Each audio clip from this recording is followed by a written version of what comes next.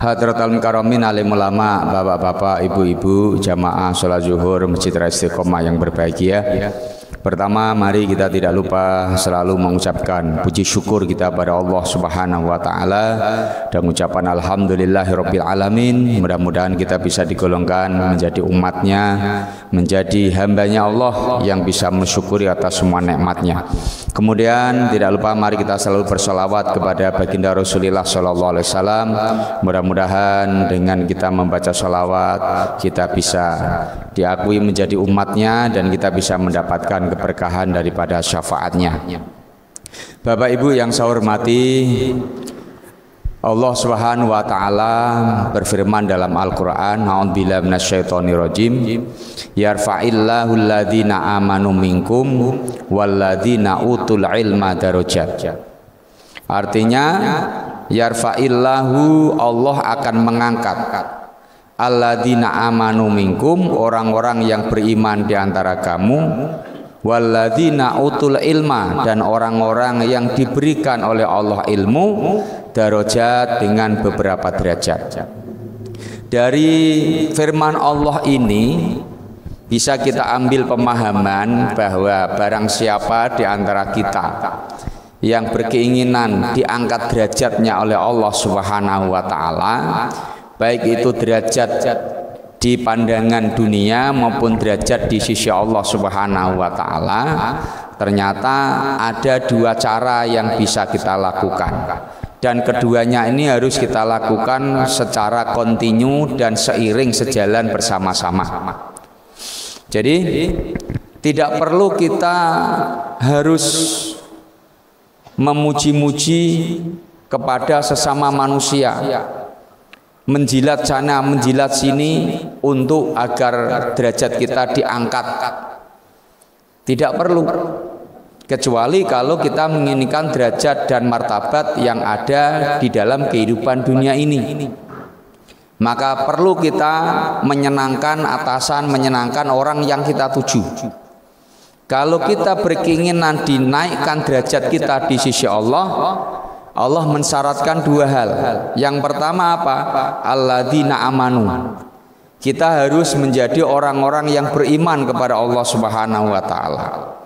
Kalau kita tidak punya iman, maka derajat kita tidak akan bisa naik.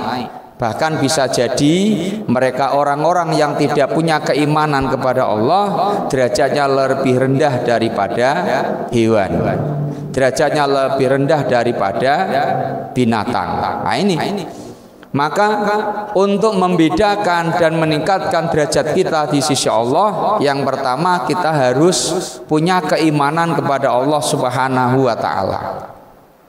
Dan keimanan itu dibuktikan dalam kehidupan kita sehari-hari. Apa tandanya kita punya iman kepada Allah? Tentu kita karena percaya iman kepada Allah, kita harus mematuhi apa yang diperintahkan oleh Allah. Kita harus mengikuti ketentuan yang ditetapkan oleh Allah. Maka syarat pertama adalah alladzina amanu. Mereka orang-orang yang diangkat derajatnya oleh Allah, ciri-ciri pertama dia memiliki keimanan kepada Allah Subhanahu wa taala. Kemudian yang kedua apa? Walladzina utul ilma. Orang-orang yang diberikan dan diamanati oleh Allah ilmu pengetahuan. Jadi di samping dia memiliki iman kepada Allah, dia juga memiliki ilmu. Makanya dalam Islam ini sangat dilarang kalau kita menjadi orang Islam namun kita bodoh. Kita tidak tahu menahu dalam agama ini. Makanya di dalam ibadah sekalipun kita harus tahu keilmuannya. Maka dalam syair dikatakan man ya'mal bi ghairi ilmin, man amila bi ghairi ilmin ya'malu fa amaluhu mardudatun la yuqbalu. Siapa yang beramal tanpa didasari dengan keilmuan, maka amal ibadahnya ditolak dan tidak diterima oleh Allah Subhanahu wa taala. Maka untuk meningkatkan derajat kita, di samping kita memiliki keimanan kepada Allah, kita harus punya ilmu. Maka Dalam kitab Ta'amul Muta'alim karangan Sya'zanuji dikatakan juga bahwa orang yang bodoh itu diibaratkan mayitun, orang mati yang berjalan di permukaan bumi ini, yang badannya masih berjalan namun pada hakikatnya dia sudah tertanam di dalam tanah. Itulah gambaran bagi mereka orang-orang yang bodoh. Maka itu sendiri Rasulullah SAW ketika diangkat menjadi Nabi dan Rasul, wahyu yang pertama yang diberikan oleh Allah kepada Rasulullah adalah surah Iqra. Yang artinya apa? Kita harus pandai membaca. Membaca dalam konteks yang sebenarnya tulisan kita baca. Membaca dalam artian membaca ayat-ayat kekuasaan Allah Subhanahu wa Ta'ala. Kita harus pandai membaca situasi dan kondisi. Nah itulah. Maka kalau kita kemudian tidak tahu mana yang benar, mana yang salah, ngaku Islam namun agama kita tidak diimbangi dengan keilmuan, maka jangan salahkan diri kita, orang lain. Salahkan diri kita sendiri. Karena Allah sudah berpesan kita harus banyak membaca. Nasib kita tidak berubah karena kita tidak pandai membaca. Firasat yang diberikan oleh Allah Subhanahu wa Ta'ala kepada kita. Padahal Allah menginginkan kalau kita jadi orang Islam yang taat, orang Islam yang patuh, kemudian kita mengikuti perintah Rasulullah, maka kita akan menjadi orang-orang yang selalu haus dengan ilmu agama. Dimanapun ada pengajian, dimanapun ada majelis taklim, kita selalu hadir. Tujuannya apa? Untuk meningkatkan pengetahuan agama kita. Ketika kita memiliki ilmu agama yang mantap, ilmu agama yang matang, maka dengan ilmu agama itu kita amalkan dalam kehidupan kita sehari-hari. Maka menguatkan keimanan kita kepada Allah, maka kita menjadi orang yang bukan cuma beriman namun juga beramal dengan keimanan yang kita miliki tersebut. Maka Bapak Ibu yang saya hormati, di dalam Al-Qur'an dalam ayat yang lain Allah Subhanahu wa Ta'ala berfirman di dalam surah Al-Hujurat ayat ke-13, Allah berfirman, ya ayyuhan nasu inna khalaqnakum min dzakarin wa unsa wa ja'alnakum syu'uban wa qabaila lita'arafu. Wahai manusia, kami telah jadikan kamu dari golongan laki-laki dan golongan perempuan, dan kami jadikan kamu semua syu'uban, berbangsa-bangsa, wa qabaila, dan bersuku-suku. Kenapa Allah menjadikan kita ini dari golongan laki-laki dan perempuan? Kemudian Allah jadikan kita berbangsa-bangsa dan bersuku-suku, tujuannya lita'arafu, agar kita saling mengenal antara satu dengan yang lain. Kemudian apa kata Allah?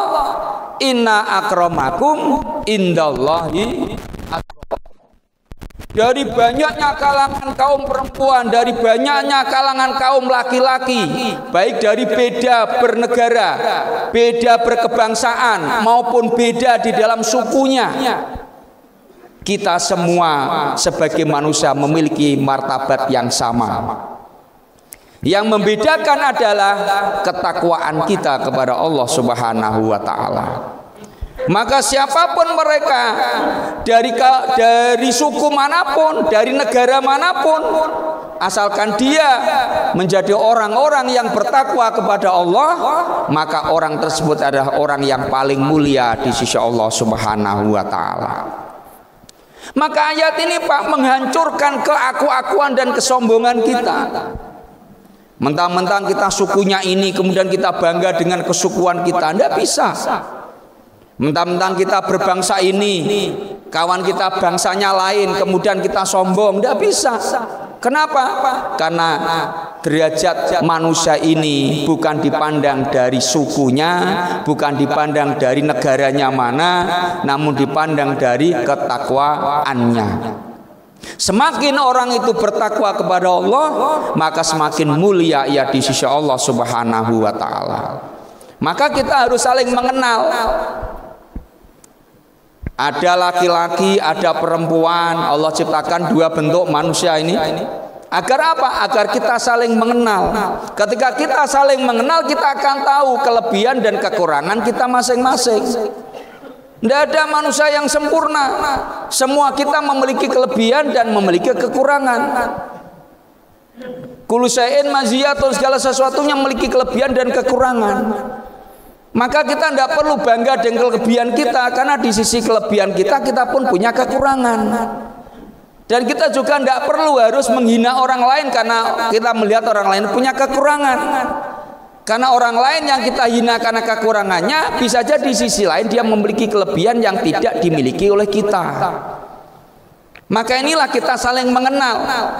Ketika kita saling mengenal, saling tahu, maka baru akan kita mengetahui ternyata semuanya itu muaranya akan kembali kepada Allah Subhanahu wa taala, dan Allah sudah menstandarkan inna akramakum indallahi atqakum, bahwa orang yang paling mulia adalah mereka orang-orang paling bertakwa kepada Allah Subhanahu wa taala. Mudah-mudahan kita digolongkan orang-orang yang selalu mengedepankan ketakwaan kita kepada Allah Subhanahu wa taala, dan kita mendapatkan keselamatan fitini wa dunya wal akhirah. Sekian, mohon maaf. Assalamualaikum warahmatullahi wabarakatuh.